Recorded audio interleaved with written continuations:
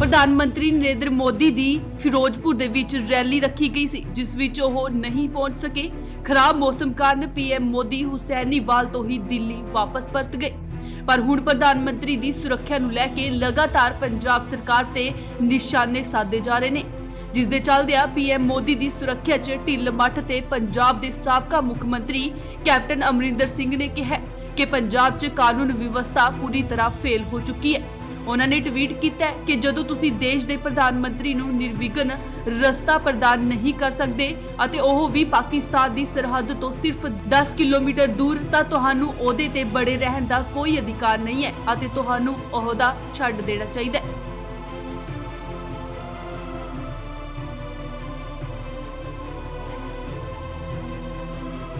उत्थे दूजे पासे केंद्रीय गृह मंत्रालय ने इस घटना नूं प्रधानमंत्री दी सुरक्षा च गंभीर कुताही करार दिता है। गृह मंत्रालय ने एक बयान विच कहा है कि प्रधानमंत्री नरेंद्र मोदी दे काफले ने पंजाब फेरी दौरान सुरक्षा दी गंभीर उल्लंघना तो बाद वापस परतण दा फैसला कीता।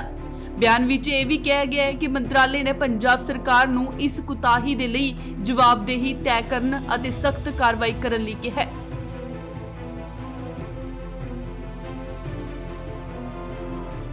प्रधानमंत्री मोदी की सुरक्षा च अणगहली ते प्रतिक्रिया दिंदियां आम आदमी पार्टी के पंजाब प्रधान अते संसद मैंबर भगवंत मान ने इस नूं बहुत मंदभागा करार दिता है।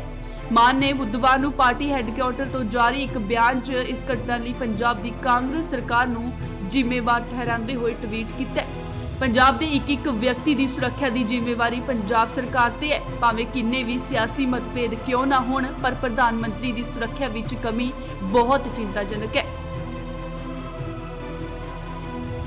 इस मौके प्रेस कॉन्फ्रेंस दौरान पंजाब के सीएम चन्नी ने कहा कि प्रधानमंत्री की सुरक्षा च कुताही ना दी कोई गल नहीं है। प्रधानमंत्री की सुरक्षा नूं कोई खतरा नहीं सी। उन्होंने कहा कि प्रधानमंत्री ते कोई हमला नहीं होया। चन्नी ने कहा कि भाजपा आगुआं नूं इस मामले ते सियासत नहीं करनी चाहिए, इस मामले ते बेलोड़ी राजनीति नहीं होनी चाहिए। सीएम चन्नी ने कहा कि मैं किसानां ते लाठियां नहीं चला सकदा। उन्होंने अपना स्पष्टीकरण देते हुए कहा कि जेकर कुछ है तो जांच करवावांगे। दस दे कि प्रधानमंत्री मोदी बुधवार नूं पंजाब विच सी अते उन्होंने फिरोजपुर विच कई विकास कार्यां दा नींह पत्थर रखण तो बाद एक रैली नूं संबोधन करना सी।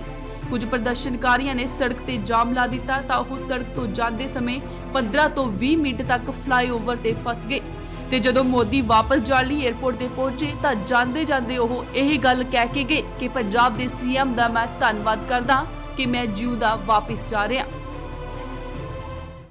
आज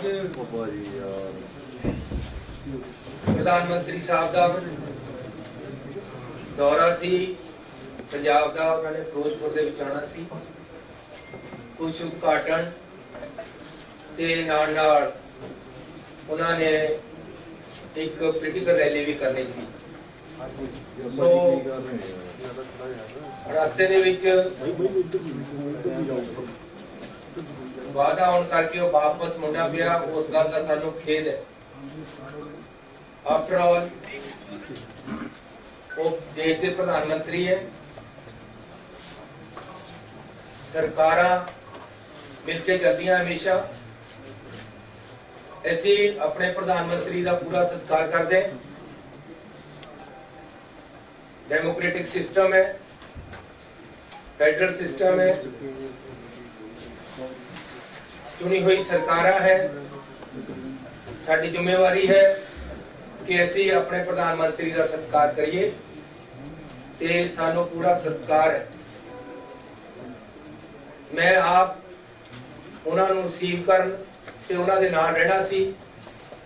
पहला तो प्रोग्राम बनिया सी कि मैं उन्हां नूं बठिंडे रिसीव करना है, उस तो बाद हैलीकॉप्टर दे विच मैं उन्हां दे नाल जाना सी, फिरोजपुर जाके उन्हां दे नाल एक मीटिंग भी अटेंड करनी सी।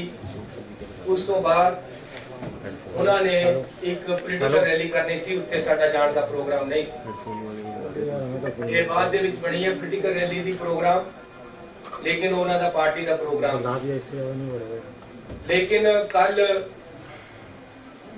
हर किसी ਨੂੰ ਜਿਹਨੇ ਵੀ ਪ੍ਰਾਈਮ ਮਿਨਿਸਟਰ ਸਾਹਿਬ ਨੂੰ ਦੇ ਨੇੜੇ ਜਾਣਾ ਹੈ ਉਹਨਾਂ ਨੂੰ ਆਪਣਾ ਕੋਰੋਨਾ ਟੈਸਟ ਕਰਾਉਣਾ ਪੈਂਦਾ ਹੈ। ਜਦੋਂ ਕੱਲ ਮੈਂ ਤੇ ਆਪਣੇ ਦਫ਼ਤਰ ਦੇ ਬੰਦਿਆਂ ਦਾ ਜਿਨ੍ਹਾਂ ਨੇ ਮੇਰੇ ਨਾਲ ਜਾਣਾ ਸੀ ਉਹਨਾਂ ਦਾ ਕੋਰੋਨਾ ਟੈਸਟ ਕਰਾਇਆ ਤਾਂ ਮੇਰੇ ਹਰ ਟਾਈਮ ਨਾਲ ਰਹਿਣ ਵਾਲੇ ਸਰਦਾਰ ਜੀ ਜਿਹੜੇ ਕਿ ਸਾਡੇ ਪ੍ਰਿੰਸੀਪਲ ਸੈਕਟਰੀ ਹੈ ਉਹ ਕੋਰੋਨਾ ਪੋਜ਼ਿਟਿਵ ਆ ਗਏ। मेरा एक पीए हरी सिंह सरकारी तौर पे जो साडे नाल है वो कोरोना पॉजिटिव आ गया। इस करके मैं अपनी जिम्मेवारी समझी कि मैनू इस हालत दे विच जाना चाहिए कि नहीं जाना चाहिए, क्योंकि वो मेरे इन टच है।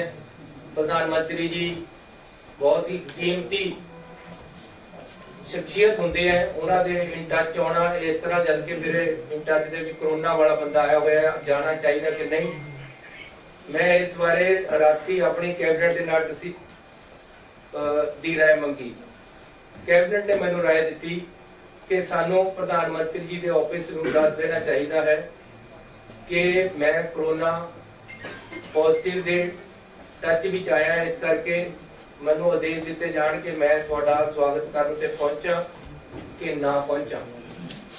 उत्थों सानू लिखती तौर पे आदेश आया WhatsApp पे मैसेज कि हिमाचल ते हरियाणे के मुख्यमंत्री भी BC से जुड़ रहे, तुसी भी BC से जुड़ जाओ, तुहानू फिर इस हालत च नाल नहीं आना चाहिए।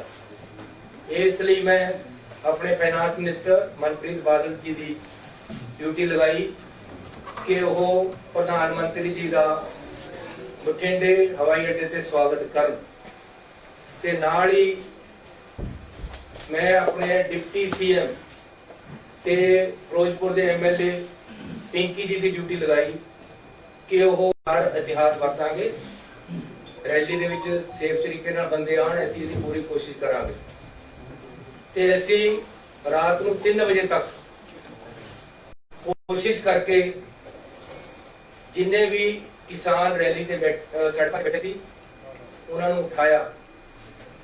इहदे विच क्योंकि 5 दिनों तो केंद्र दी एजेंसियां IB SPG प्रधानमंत्री की जिन्नी सिक्योरिटी है उन्हां दी टीमां उत्थे आके फिरोजपुर दे विच बैठियां, वो आप हर चीज नूं मॉनिटर कर रही हैं। उन्हां दा ही सारा प्रोग्राम उन्हां दे अंडर है, उत्थे दा सारा काम उन्होंने संभालिया होया सी। इसलिए उन्होंने भी नाल मिल के साडे नाल पूरी कोशिश की। बीजेपी दे एक शेखावत जी है, उन्होंने किसानों के नाल मीटिंगां कीतियां कि रास्ते खाली करवा दिते जान। अल्टीमेटली रात नूं 2-3 बजे तक असीं सफल हो गए कि रास्ते खाली करा दिते। उहदे विच रात नूं 1:30 बजे मैनू टेलीफोन आया साडे चीफ सैकटरी का कि जी जेडे एजुकेटर है वो ये गारंटी CM ऑफिस वालों मंगते हैं कि जी असीं तां उठांगे सानू प्राइम मिनिस्टर साहब तो गारंटी दवाई जाए कि वो उन्हां नाल मीटिंग करनगे। मैं उन्होंने कहा रात नूं प्राइम मिनिस्टर साहब नाल तां हो नहीं सकदी गारंटी, तुसीं मेरे ऑफिस वालों DC ते लिखा के दे दो कि असीं ਤੁਹਾਨੂੰ ਪ੍ਰਾਈਮ ਮਿਨਿਸਟਰ ਸਾਹਿਬ ਦਾ ਟਾਈਮ ਦਵਾ ਦਾਂਗੇ, ਤੁਸੀਂ ਰਸਤੇ ਖਾਲੀ ਕਰ ਦਿਓ। ਅਲਟੀਮੇਟਲੀ ਰਾਤ ਨੂੰ ਕਿਸਾਨ ਮੰਨ ਗਏ, ਉਹਨਾਂ ਨੇ ਰਸਤੇ ਖਾਲੀ ਕਰਤੇ ਤੇ ਸਾਰੇ ਰਸਤੇ ਸਮੂਥਲੀ ਚੱਲਣ ਲੱਗੇ। ਉਸ ਤੋਂ ਬਾਅਦ ਮੈਂ ਰਾਤ ਨੂੰ ਲਗਭਗ 1:45 ਵਜੇ IB ਦੇ ਡਾਇਰੈਕਟਰ ਸਾਹਿਬ ਨੂੰ ਟੈਲੀਫੋਨ ਕੀਤਾ ਹੈ। ਬਾਈ ਚਾਂਸ ਉਹਨਾਂ ਨੇ ਚੱਕਿਆ ਨਹੀਂ। ਮੈਂ DGP ਨੂੰ ਕਿਹਾ ਕਿ ਉਹਨਾਂ ਦਾ ਮੈਨੂੰ ਨੰਬਰ ਭੇਜੋ ਪਹਿਲਾਂ। ਉਹਨਾਂ ਨੇ ਮੈਨੂੰ ਨੰਬਰ ਭੇਜਿਆ, मैं आप उन्होंने कॉल की थी कि हालात बिल्कुल क्लीयर हो गए हैं उन्होंने दसन वास्ते ते उन्होंने दी राय पूछण वास्ते, लेकिन उस समय वो चक नहीं सके। 3 बजे तक ये काम ऐसे किया है। सवेरे लगभग 6:30 बजे मनु IB डायरेक्टर का टेलीफोन आया।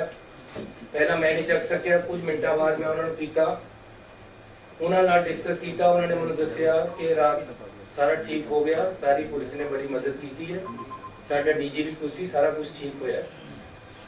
ये रास्ते ऐसी जिहड़ी रैली होनी सी उन्हां वास्ते खुलवाए सी, उन्हां दा ही प्रोग्राम क्योंकि ताकि कोई रैली में आने वाले बंदे को असुविधा ना होवे।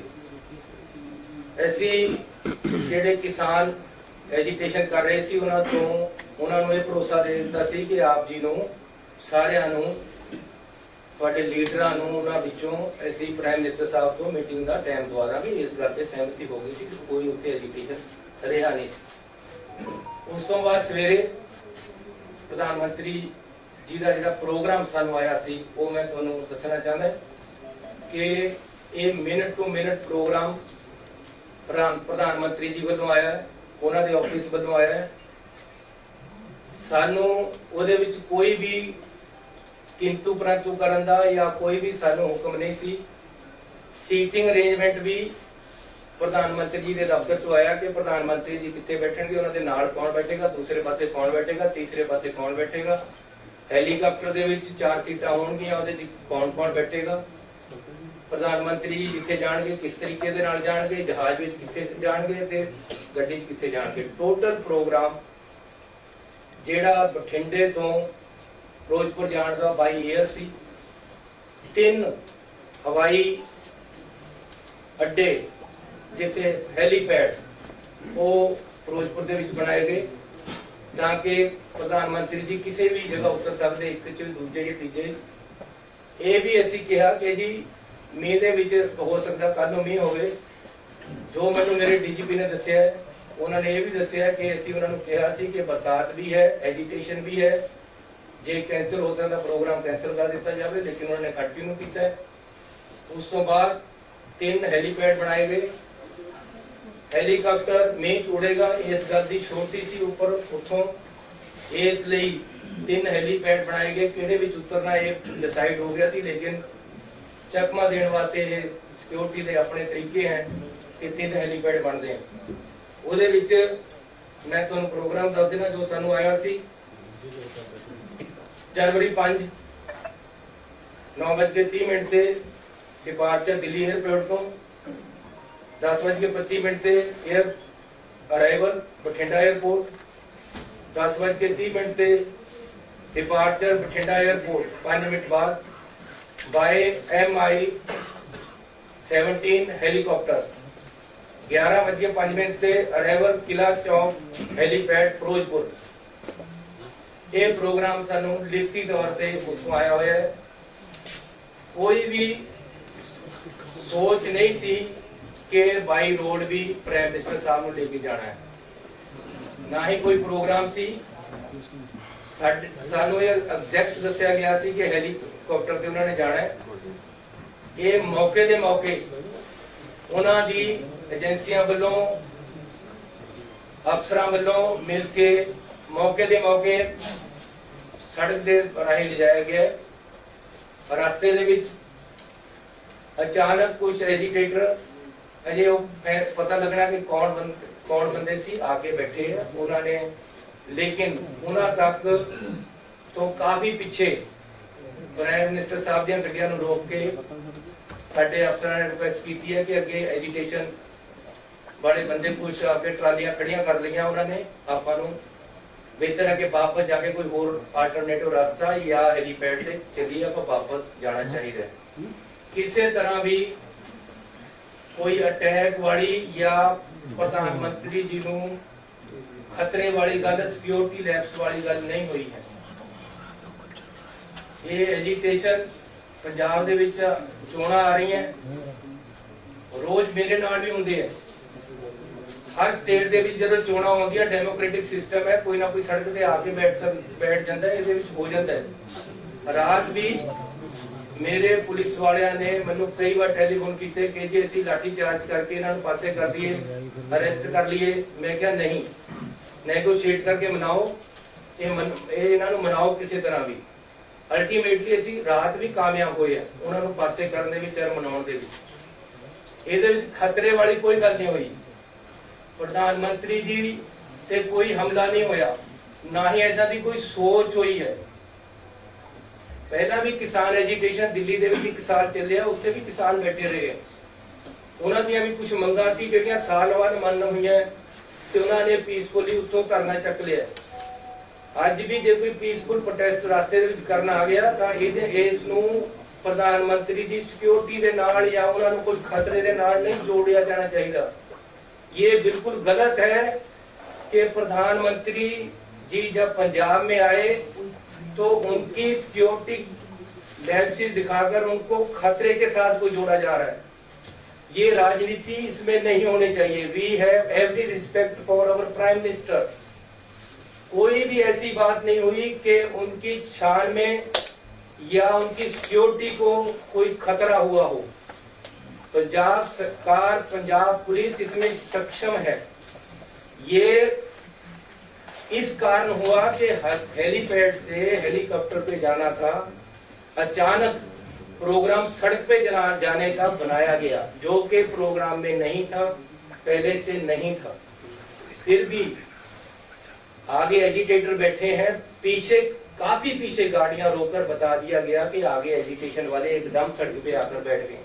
अब सड़क पे एकदम कोई ट्राली लगाकर बैठ जाए, उसको हटाने में 10, 15, 20 मिनट, आधा घंटा लग जाता है। इसलिए सेफ साइड के लिए प्रधानमंत्री जी को बोला गया कि आप पीछे आ जाएं, हम अदर रूट या बाई हेलीपैड आपको ले चलते हैं, लेकिन उन्होंने वापस जाने का फैसला किया।